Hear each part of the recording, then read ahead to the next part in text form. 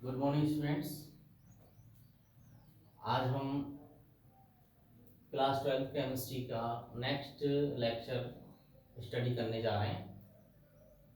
Last lecture में हमने आपको जो एल्की हैलाइड हैं उनका आईपीएसी नामकरण करवाया था।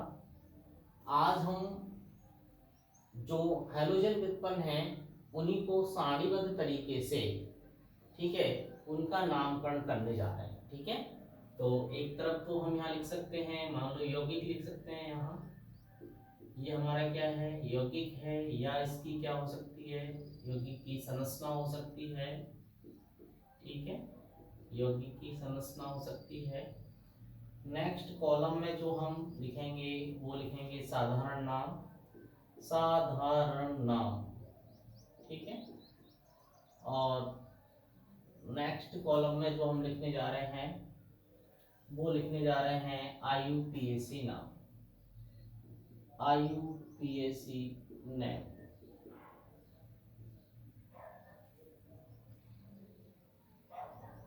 इस तरीके से हम इस कंपाउंड्स को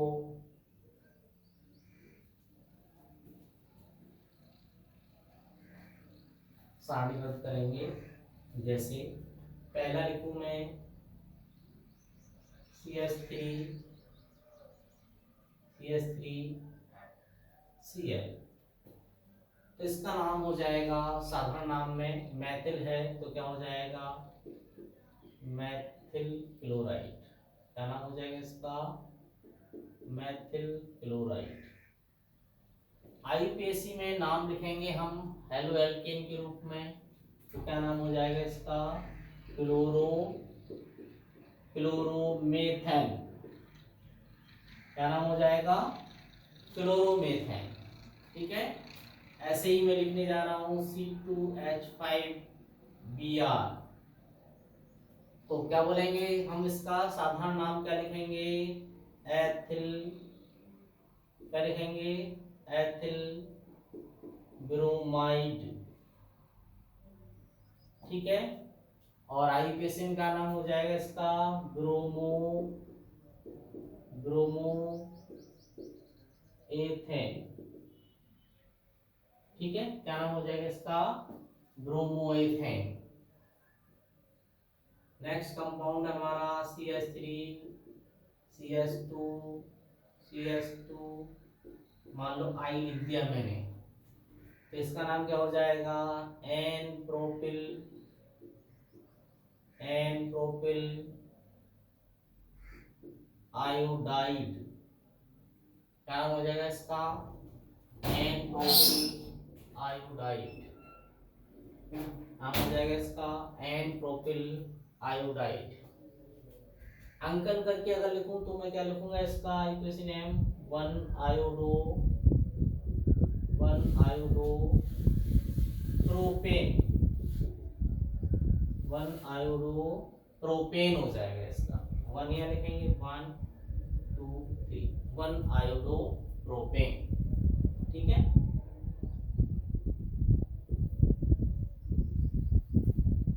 यहाँ पर मैं Br लगा दूं तो देखो ये आइसोप्रोपिल ब्रोमाइड हो जाएगा। क्या हो जाएगा ये, आइसोप्रोपिल ब्रोमाइड,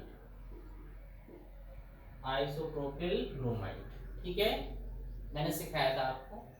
आईयूपीएसी के लिए अगर मैं अंकन करूं 1 2 3, तो क्या हो जाएगा इसका, 2 ब्रोमो, 2 ब्रोमो, 2 पर ब्रोमो है, क्या हो जाएगा, 2 bromo propane, 2 bromo propane. Next है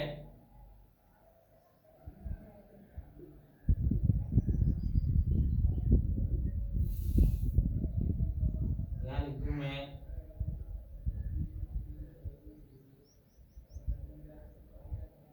Cl, तो देखो ये आइसोब्यूटिल हो जाता है, तो क्या नाम हो जाएगा इसका,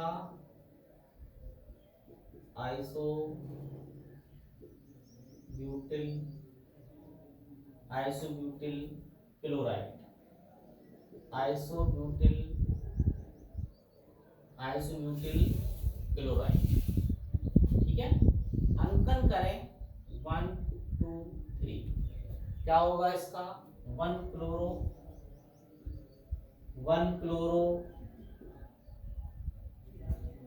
2 मैथिल, और मेन चेन देखो कितने कार्बन की है? 3 की है, तो क्या हो जाएगा इसका नाम? प्रोपेन। ठीक है, नेक्स्ट लिखें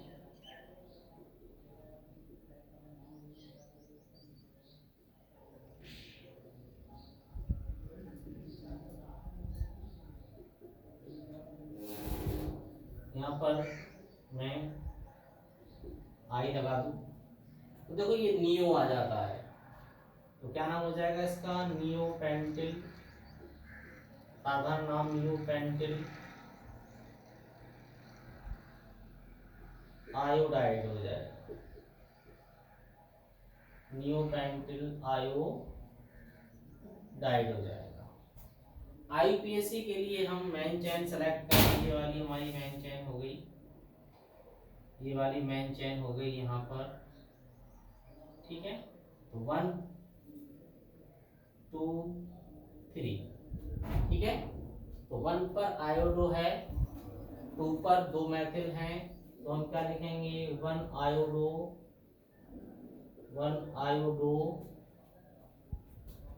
2 डाई मैथिल प्रोपेन,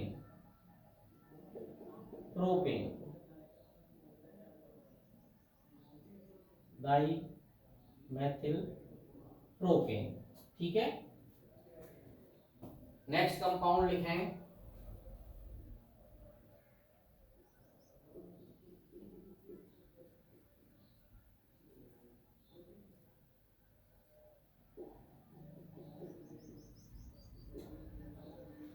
इसका नाम हो जाएगा द्वितीयक ब्यूटिल, द्वितीयक ब्यूटिल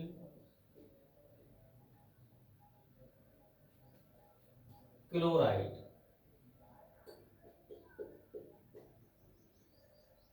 ध्यान से देखें, ये द्वितीयक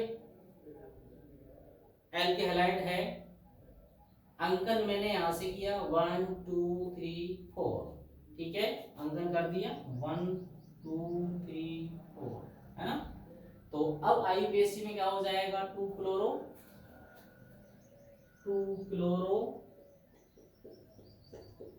ब्यूटेन, आईपीएससी में नाम क्या हो जाएगा?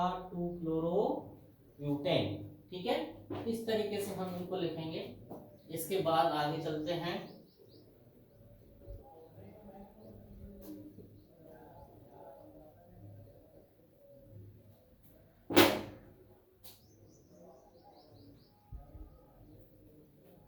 नेक्स्ट है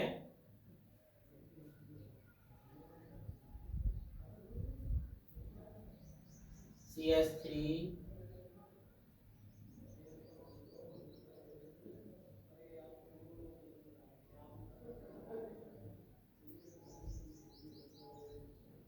क्या होगा? देखो ये तृतीयक एल्केहाइड है और तृतीयक ब्यूटिल समूह है यहाँ है।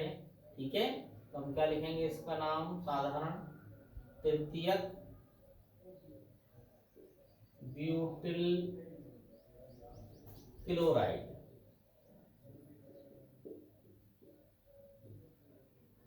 तृतीयक ब्यूटिल क्लोराइड यहाँ नाम लिखेंगे। आईपीएससी में क्या लिखेंगे? देखो मेन चेन सेलेक्ट करनी है हमें, मान लो मैंने सीधी वाली सेलेक्ट कर ली, ये वाली, तो 1 2 3, ठीक है, अंकन मैंने ऐसे कर दिया इसका। तो 2 पर क्लोरो है, 2 पर मैथिल है, नाम क्या हो जाएगा? 2 क्लोरो 2 मैथिल 2 मैथिल प्रोपेन, ये आईपीएससी नाम इसका हो जाएगा। ठीक है, अब हम आगे चर्चा करते हैं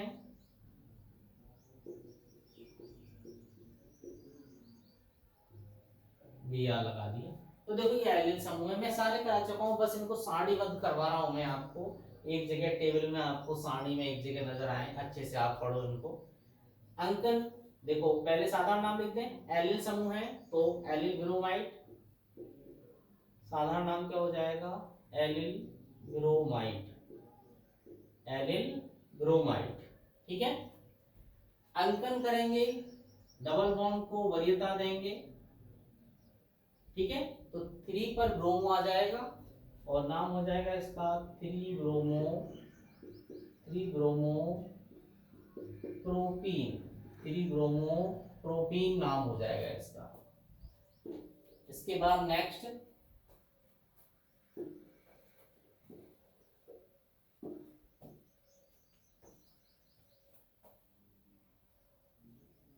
वाइनिल पे आ जाओ, ये क्या है, वाइनिल क्लोराइड, वाइनिल क्लोराइड, ठीक है।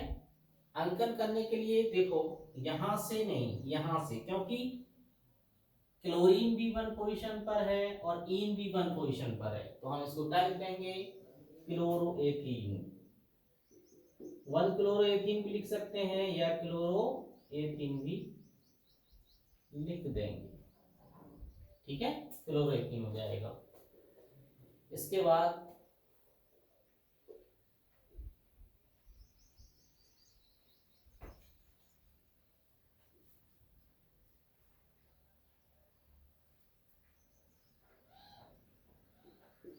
इसका नाम क्या है, बेंजिल क्लोराइड,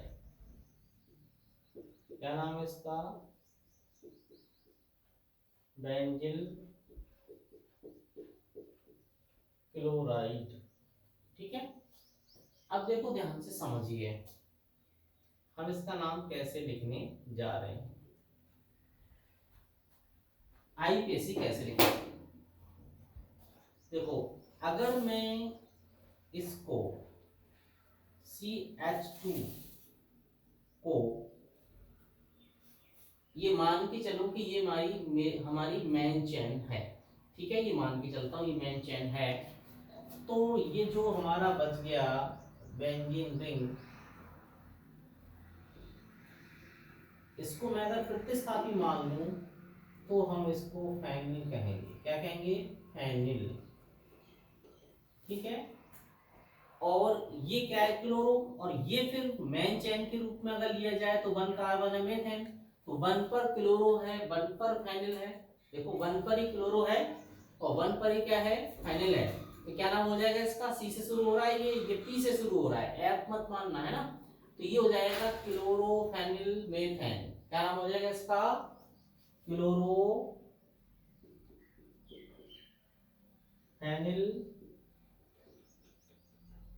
मेथेन कह सकते हैं, या 1 पोजीशन लगा सकते हैं, 1 क्लोरो 1 फेनिल मेथेन भी कह सकते हैं, तो क्लोरोफेनिल मेथेन इसको कहा जा सकता है, ठीक है ना, इस तरीके से हम इसको लिख सकते हैं, ये आईपीएसी में।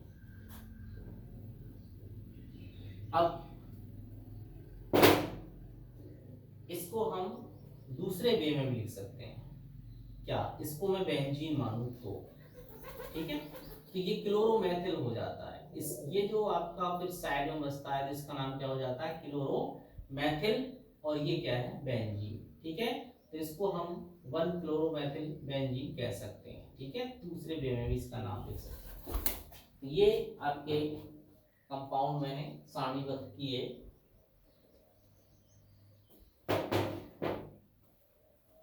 ठीक है। अब हमारे कुछ अदर कंपाउंड ले लूं मैं, जैसे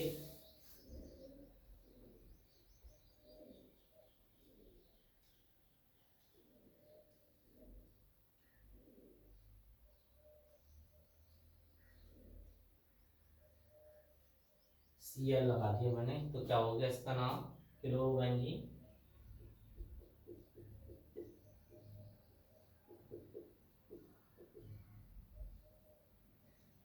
यहाँ भी क्या आएगा, यही आएगा, क्लोरोबेंजीन। ठीक है, इसी रूप में हमें इसको याद रखना है, क्लोरोबेंजीन।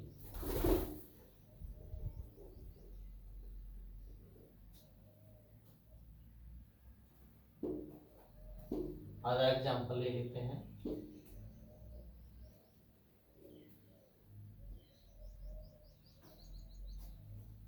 जैसे अगर हम, ये भी मैं आपको सिखा दूं, अभी आगे समझा दूंगा। मैंने यहाँ लगाया है Br और यहाँ भी लगा दिया Br, फॉर एग्जाम्पल 2 Br लगा दिया, तो साधारण नाम कैसे लिखें? तो ये ऑर्थो पर हैं दोनों एक दूसरे से, तो इसको हम ऑर्थो डाईब्रोमो, ऑर्थो डाईब्रोमो बेंजीन कहेंगे, ऑर्थो डाईब्रोमो बेंजीन कहेंगे। और जब हम इसको IUPAC में लिखेंगे तो 1-2 पोजिशन कहेंगे, तो क्या कहेंगे? 1,2 डाईब्रोमो, डाईब्रोमो बेंजीन।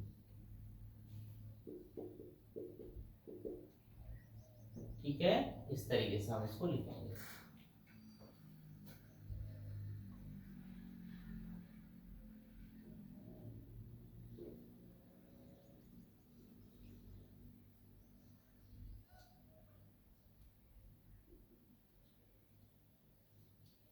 तो देखो, इसका साधारण नाम क्या हो जाएगा? इसका हो जाएगा ऑर्थोक्लोरोटोल्यूइन,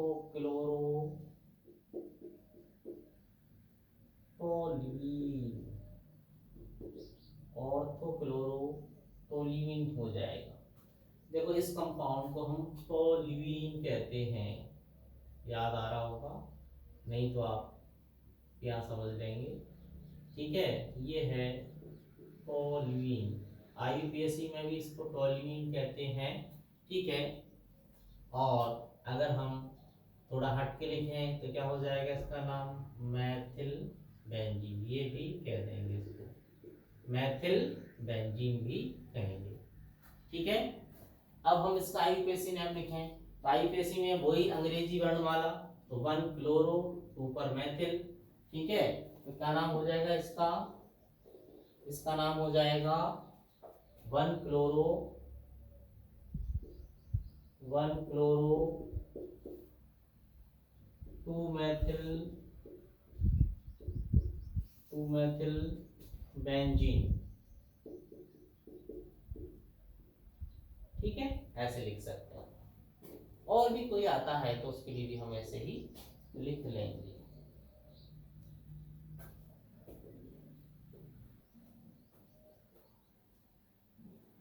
जैसे कुछ फॉर्मूले ऐसे होते हैं, आवन रेखा सूत्र के रूप में भी होते हैं। ठीक है, जिनको आपको सेल्फ एक्सरसाइज करनी है। ठीक है, देखो कैसे, मैं यहाँ बना देता हूँ।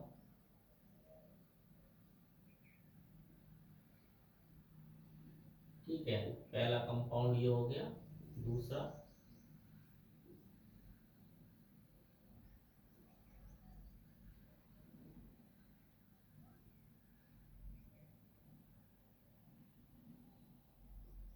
ठीक है, यहाँ पर मैं I लिख देता हूँ।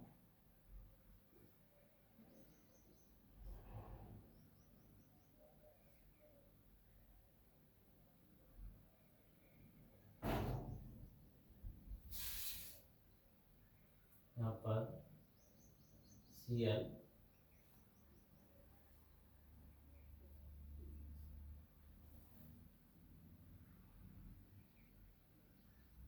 यहाँ पर I। ठीक है,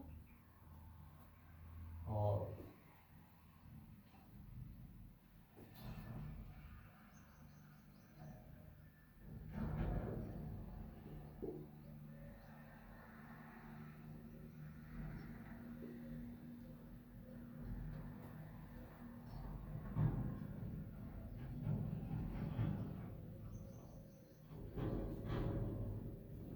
है सब वही जो आपने कर लिए होंगे।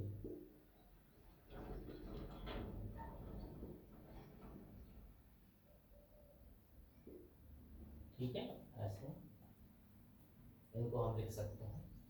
ठीक है, इनकी आपको एक्सरसाइज करनी है, इनको कंप्लीट करना है। ठीक है, देखो मैं आपको बता दूं इसको कैसे करते हैं, इस टाइप के फॉर्मूले आ जाते हैं एक दो, इनको कैसे करते हैं। तो देखो यहाँ इस कॉर्नर पर क्या मानना है आपको, सी मानना है, फिर इस कॉर्नर पर क्या मानना है, सी, इस कॉर्नर पर क्या मानना है, सी, सी है सी। ठीक है, और इनके साथ हाइड्रोजन कंप्लीट करने होते हैं। ऐसे इस कॉर्नर पर क्या है, सी है, इसके साथ हाइड्रोजन कंप्लीट करेंगे, अगर जुड़ रहे हैं तो जोड़ेंगे, नहीं जुड़ रहे हैं नहीं जोड़ेंगे। ऐसे यहाँ पे हमें सी मानना है, और इस जगह जहां एंड होता है वहां CH3 मानते हैं। चलो मैं लिख ही देता हूँ, यहाँ CH3 मैंने मान लिया। ठीक है, इस तरीके से इनकी कुछ की अभ्यास करनी है आपको। ठीक है, एक्सरसाइज करनी है। अब हम नामकरण के बाद अगला पॉइंट समझने जा रहे हैं, CH बंध की संरचना। ठीक है, यानी जो हमारे एल्किल हैलाइड हैं, एल्किल हैलाइड। ठीक है,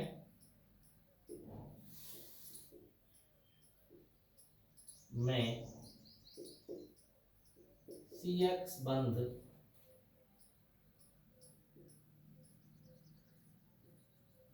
की संरचना।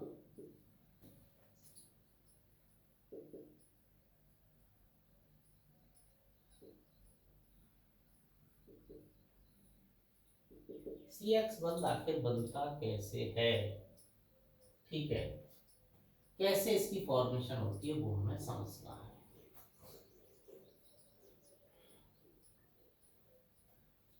इसका निर्माण कैसे होता है तो ध्यान से समझें। आपको बताया कि एल्किल हैलाइड में जो कार्बन होता है उसमें कौन सा संकरण होता है, sp3। ठीक है, यानी CX बंध में जो कार्बन है वो कौन सा है, sp3 कार्बन है। यानी CX बंध का जो कार्बन होगा वो कौन सा होगा, देखो ये कौन सा संकरण, ये होगा, किस संकरण में होगा, sp3 संकरण में होगा। ठीक है, जब sp3 संकरण में होता है तो इस कार्बन के पास 4 sp3 संकृत कक्षक होते हैं। क्या होते हैं, 4 sp3 संकृत कक्षक होते हैं। ठीक है, अब हम देखें 4 में से अगर मैं एग्जांपल ले लूं, फॉर एग्जांपल मैंने क्या लिया है, CH3, किसका एग्जांपल लिया है, CH3 Cl का ले लिया फॉर एग्जांपल, ये ले लिया मैंने। ठीक है, ऐसे तो इसकी स्ट्रक्चर इस टाइप से हो गई, ध्यान से समझिए। ये होगी Cl और H H H H। ठीक है ना, ये हो गई। तो अब आप देखिए कि ये जो कार्बन है ये sp3 हाइब्रिडाइज है, sp3 संकेत है। ये कार्बन इन 3 हाइड्रोजन के साथ भी बंध बना रहा है और क्लोरीन के साथ भी बंध बना रहा है। ठीक है, तो आपने VVT सिद्धांत पढ़ा था, उस सिद्धांत के अकॉर्डिंग क्या सीखा आपने कि जो संकृत कक्षक होते हैं वो दूसरे परमाणुओं के संकृत कक्षकों या असंकृत कक्षकों के साथ अतिव्यापन करते हैं और सिग्मा बंध का निर्माण या पाई बंध का निर्माण करते हैं। ठीक है, ये चीज हमने पढ़ी थी, तो यहां भी हम वही समझेंगे। तो इन 4 में से CH3Cl में देखें 3 sp3 संकेत कक्षक,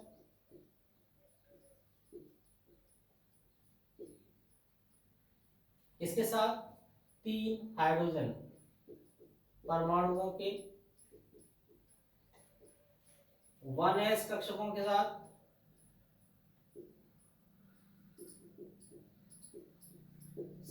अतिव्यापन करके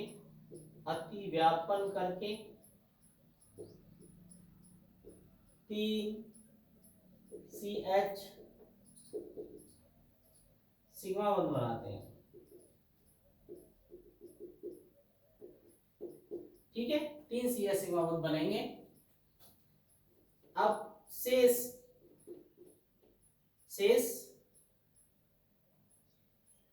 sp3 संकेत कक्षक, शेष जो बच गया चौथा sp3 संकेत कक्षक क्लोरीन के pz कक्षक के साथ अति व्यापन करके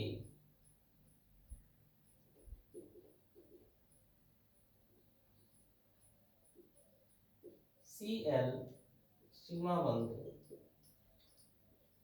बनाता है। तो यहीं से हमें समझ में आया कि कार्बन के sp3 संकेत कक्षक और हैलोजन के p कक्षक के बीच अतिव्यापन से CX बंध का निर्माण होता है। ठीक है, इसकी स्ट्रक्चर को देखें हम, क्या है स्ट्रक्चर यहां पर।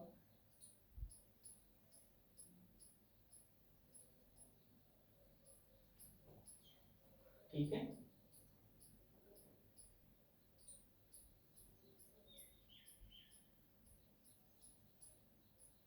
इस तरीके से इनको थोड़ा सा अच्छे से बनाओ, जरा फ्री रहेगा हो जाए।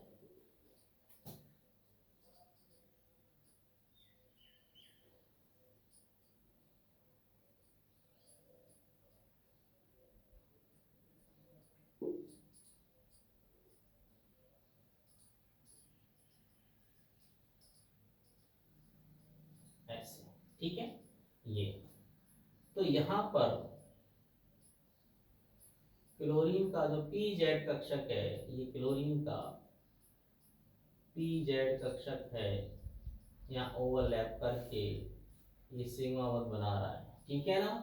और यहाँ पर किसके, हाइड्रोजन के 1s कक्षक, यानी हाइड्रोजन के, ये हाइड्रोजन है, हाइड्रोजन के क्या है ये 1s कक्षक, 1s कक्षक क्या बना रहे हैं, सिग्मा बंध फॉर्म कर रहे हैं, सिग्मा बंध का निर्माण कर रहे हैं, ठीक है ना। यहाँ भी ये सिग्मा बंध, ये सिग्मा बंध बन रहा है, ठीक है। तो ये किसकी हो गई, CH3Cl मेथिल क्लोराइड की कक्षकीय संरचना हो गई, ठीक है। इस तरीके से मेथिल क्लोराइड की क्या हो गई, कक्षकीय संरचना हो गई। ये और अच्छे से आप अपनी टेक्स्ट बुक से और स्टडी इसकी कर सकते हैं। मेथिल क्लोराइड की क्या हो गई, कक्षकीय संरचना हो गई, ठीक है। तो अब हम एक लाइन मेंशन कर सकते हैं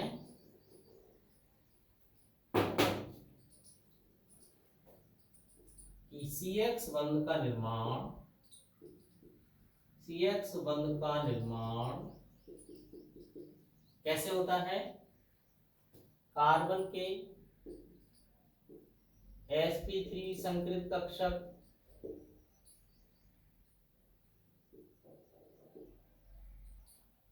तथा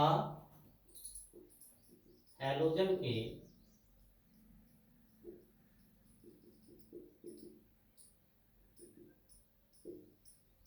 pz कक्षक के मध्य अति व्यापन से होता है, अति व्यापन से होता है, ठीक है। ये चीज हमें याद रखनी चाहिए। हाइड्रोजन के पीजेड कक्षक के मध्य अति व्यापन होते हैं, असंगत कक्षक होता है ये चीज हमें याद रखनी है, ठीक है। बाकी हम अब आपको नेक्स्ट क्लास में CX बंध की प्रकृति और ये सारी चीजें हम समझाएंगे, ठीक है। तो आज क्लास के हम क्लोज करते हैं।